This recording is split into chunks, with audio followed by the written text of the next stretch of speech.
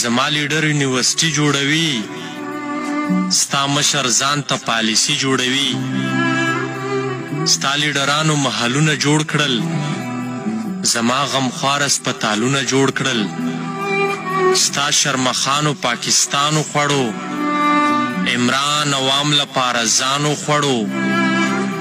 ته مونږ ته وای خان مغرب ایجنټ ده، مغرب ته وای دا طالب ایجنټ ده. مړه دا لوی منافقت پرېږده، دومره د خان سره نفرت پرېږده. خان د عوامو زړه کې ځای جوړ کړو، تا د خپل ځان نه راته خدای جوړ کړو. ته حکومت کوه سرونو باندې، عمران خو راج کوي په زړونو باندې. اوس که عمران شي هم په دار لیونو، ځان له به وګورئ لوی کار لیونو.